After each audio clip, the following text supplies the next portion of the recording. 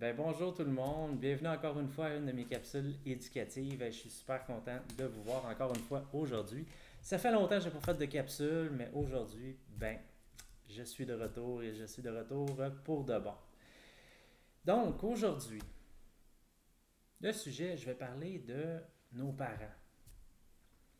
Je pense que c'est important d'en parler. L'autre fois, j'ai parlé euh, des gens toxiques.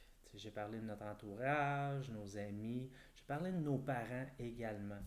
Mais dernièrement, j'ai vu des choses, puis j'ai entendu des oui-dire euh, sur les réseaux sociaux disant que, on a le droit de ne pas aimer nos parents.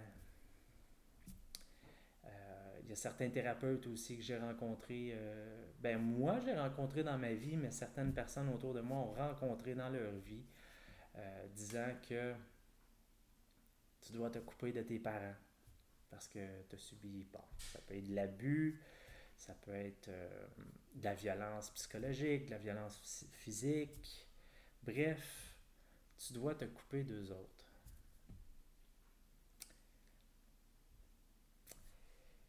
Vous savez, vos parents, c'est vos parents.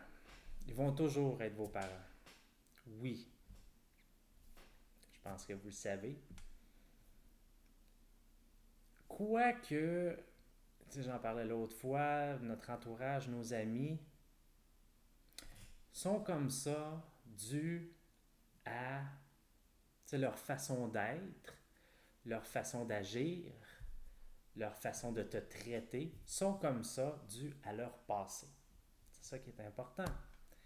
C'est dû à leur passé. Est-ce que c'est leur faute de la façon qu'ils agissent? Absolument. Ben oui, c'est leur faute. Parce qu'à un moment donné, euh, tu sais, le fameux développement personnel, il faut que tu t'auto-évalues pour voir, hey, est-ce que je peux évoluer de quelle façon je peux évoluer dans les différentes sphères de ma vie. Puis évidemment, il faut que tu t'auto-évalues avec tes agissements. Oui, l'intelligence, c'est bien beau, mais il faut quand même que tu regardes de l'extérieur en quelque sorte, puis même tu peux aller chercher de l'aide, soit de l'aide ou tu peux demander à tes amis aussi de quelle façon ces gens-là te voient. Parce que parfois, nous autres mêmes, on ne le voit même pas, notre façon d'être. On s'en rend pas compte. Donc, c'est important de s'auto-évaluer, puis voir qu'est-ce qu'on peut faire pour s'améliorer. Parce qu'on a certaines réactions qui sont pas bonnes, parfois on est toxique, parfois on peut avoir des réactions agressives, euh, on peut avoir un côté narcissique aussi. En passant, petite parenthèse là-dessus, tout ce que je dis là, tu sais, quand je dis oui, on peut avoir un petit côté colérique, on peut être narcissique, oui, on peut l'avoir été dans le passé, on peut l'être au présent, puis oui, on va l'être dans le futur également. Oui, ça va arriver. Ça va arriver qu'on va faire des petites erreurs comme ça, mais l'important, c'est de toujours s'en rendre compte, puis corriger par la suite, tout simplement. Donc, c'est pourquoi je recommande d'aller tenter le pouls, comme on dit, puis euh, d'aller voir à l'extérieur de la façon que les gens vous perçoivent. Puis par la suite, avec les informations, ça va vous aider à progresser. Mettez les armes, baissez les armes, puis quand je dis baisser les armes, c'est l'ego. Arrêtez de dire je suis parfait, je sais tout, je connais tout. Prenez-les, les critiques, puis oui, vous pouvez en prendre et en laisser, mais l'important, c'est tout le temps de progresser puis de s'améliorer, devenir une meilleure version de vous-même. C'est ça le but. Donc, pour en revenir aux parents,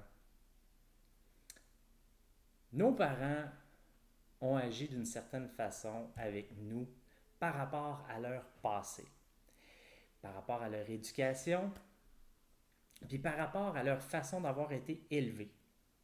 Puis quand je dis oui, la façon d'avoir été élevé, mais leur éducation aussi, c'est l'éducation, les fameuses croyances que je parle souvent.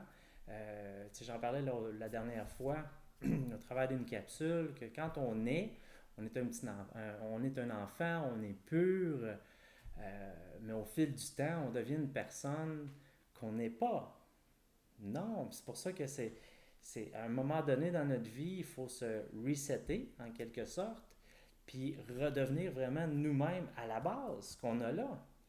Parce que quand on est pur, puis par la suite, il y a des croyances qui se forment, mais les croyances, c'est pas les nôtres.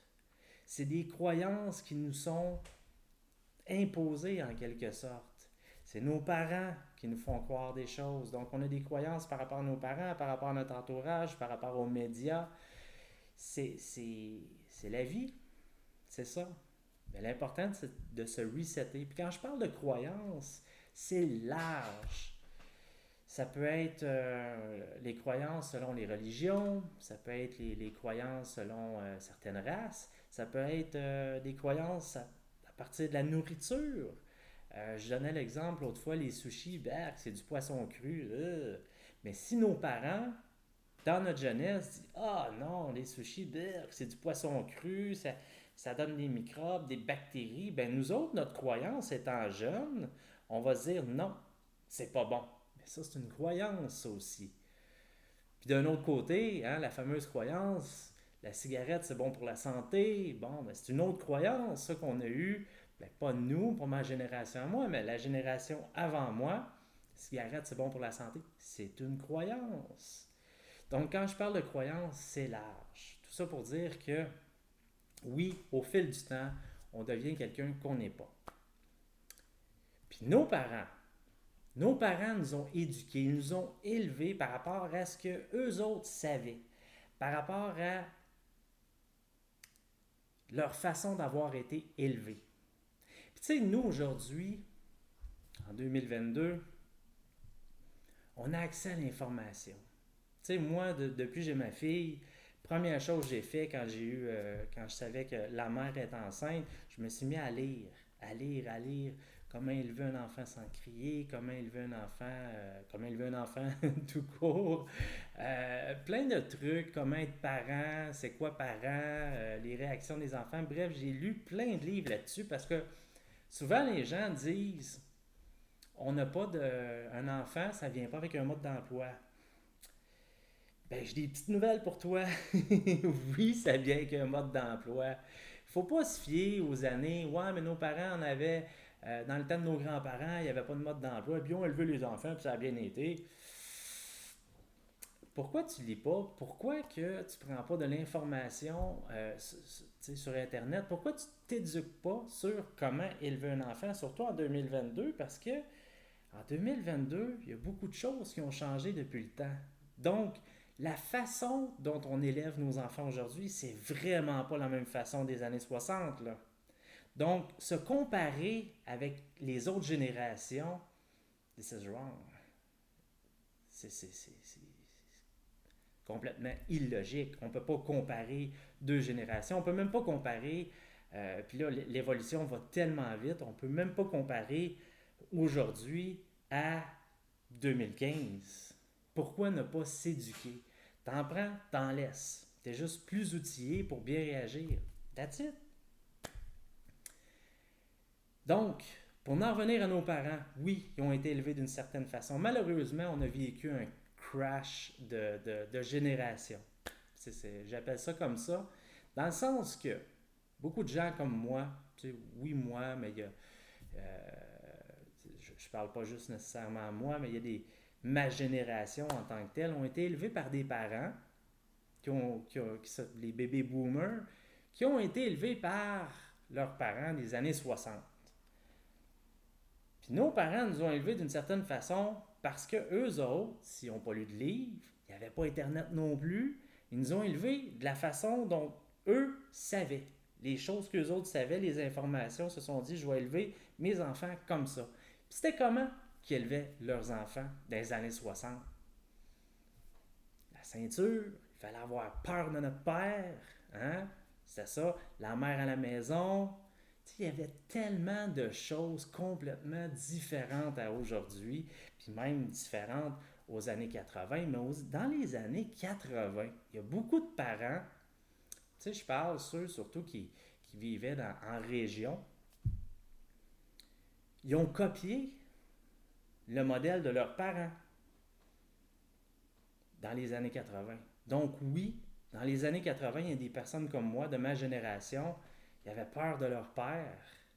Leur mère, c'était une femme à la maison, puis ils avaient peur de leur père parce que c'était de la violence physique. Je ne sais pas s'ils connaissaient encore la ceinture, mais ils devaient avoir peur de leur père. C'était ça, c'était le mâle alpha dont tu as peur. Puis le respect pour un père, t'acquis le respect parce que tes enfants ont peur de toi.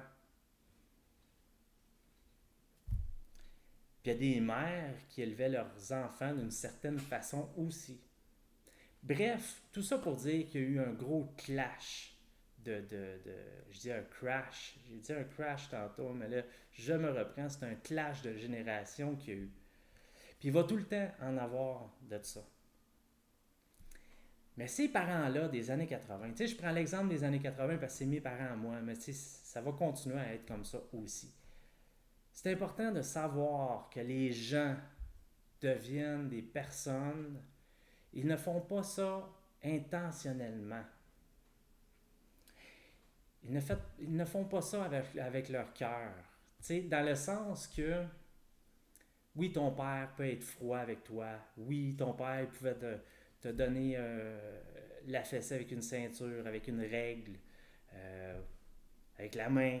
Peu importe. Il pouvait être violent physiquement, peut-être psychologiquement. Tes parents ils ont peut-être été comme ça dans la vie.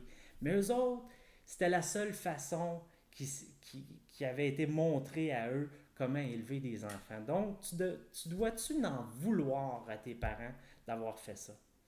Oui. Ben oui. Hein? Tu pensais que j'étais pour dire non? Ben oui, tu as le droit de n'en vouloir à tes parents, absolument. Parce que c'est pas correct. Ils l'ont-tu fait intentionnellement? Ou parce qu'ils t'aiment pas? T'as-tu senti dans ta vie qu'ils t'aimaient pas, tes parents? Peut-être qu'ils t'ont pas élevé. Puis quand je dis élevé, il y en a des thérapeutes qui disent ah, élever, c'est on élève un chien, on élève. Non, moi j'élève ma fille, puis élever, c'est un synonyme de hisser vers le haut. Moi je l'élève. Puis la façon de l'élever, c'est de l'élever, c'est d'être positif avec elle, la, la, la, la faire briller. C'est le but, faire des compliments, l'encourager. Peut-être que vous n'avez pas eu des parents comme ça. Ben non, parce qu'eux autres, ils n'ont pas eu des parents comme ça. Ils n'ont pas été encouragés dans la vie. Mais pourtant, aujourd'hui, quand tu t'éduques là-dessus, oui, il faut encourager nos enfants. Oui, il faut les embrasser, leur montrer qu'on les aime. Ben oui, que ce soit un homme, une femme, que c'est du père au fils, oui, tu peux l'embrasser, tu peux le coller. Il y a des bénéfices à ça. Ben oui. Mais dans le temps, c'était pas ça. Donc, c'est important de le faire. C'est important de s'éduquer. Puis quand je reviens à la question, doit-on en vouloir à nos parents? Oui. Puis vous avez le droit de les blâmer. Puis je vous suggère fortement de les blâmer. Parce que, tu sais, il y en a qui sont en chicane avec leurs parents depuis longtemps. Ah oui, puis ils détestent leurs parents. Puis s'ils sont comme ça, c'est à cause d'eux autres. Puis s'ils n'ont pas cette vie-là, c'est à cause d'eux autres. Puis ils se plaignent. Ben oui, c'était les pires parents qu'il n'y avait pas. Ben oui, absolument. Mais dis-toi, ils n'ont pas fait ça intentionnellement. Ils t'aiment, tes parents. Ils t'aiment énormément. Même s'ils t'ont abusé dans la vie, ils ont peut-être été manipulateurs dans leur vie. Peut-être qu'ils ont été narcissiques avec toi. Oui. Peut-être qu'ils ont eu un certain contrôle, puis ils ont toujours essayé de garder un certain contrôle sur toi. Oui, absolument. Mais en bout de ligne, tes parents t'aiment, puis ils t'ont toujours aimé. Donc, est-ce que tu peux les blâmer pour leur façon d'être ou comment ils ont été? Ben oui, puis je te suggère fortement de le faire. Mais comme Tony Robbins il disait, si tu blâmes tes parents, blâme-les élégamment.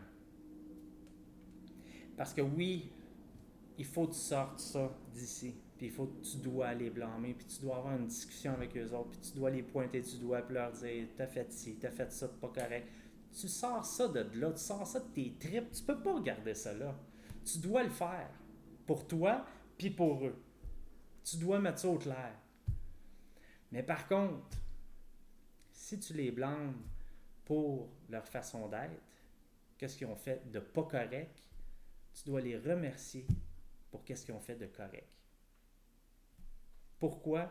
Parce que oui, ils t'aiment. Ils t'aiment, puis ils t'aiment très fort, peu importe ce qu'ils ont fait. Absolument. Puis la raison la plus importante, c'est que la personne que tu es aujourd'hui, ben c'est grâce à eux autres que tu es qui tu es. Absolument. Peu importe si ta perception des choses, tu dis, mes parents n'ont pas été là pour moi, ils n'ont pas fait ci, ils n'ont pas fait ça, ben ça t'a rendu plus fort. Ça t'a donné d'autres qualités. Ça t'a peut-être aidé à persévérer. Ça t'a peut-être aidé à devenir une meilleure version de toi-même. Peut-être que ça t'a aidé à persévérer puis dire un jour je vais leur montrer qui je suis. Peut-être qu'aujourd'hui, qui tu es aujourd'hui, puis tout ton succès que tu le dois à leur façon d'être. Donc, c'était ma petite chronique aujourd'hui sur les parents. Sur ce, ben, encore une fois, je vous invite à partager mes capsules. N'hésitez pas non plus à aller voir dans la description de la vidéo, parce que oui, j'ai mis le lien pour aller voir mes différents réseaux sociaux ainsi que mon site internet. Beaucoup de choses à venir. Puis, gênez-vous pas pour commenter. Oui, commenter. J'ai besoin de ça. J'ai besoin de gens qui commentent, qui partagent mes vidéos, qui m'envoient des messages. Je veux vous donner de la viande, mais donnez-moi-en aussi. Sur ce, Tommy Tousignan, coach de vie, et je vous souhaite une magnifique journée. À plus.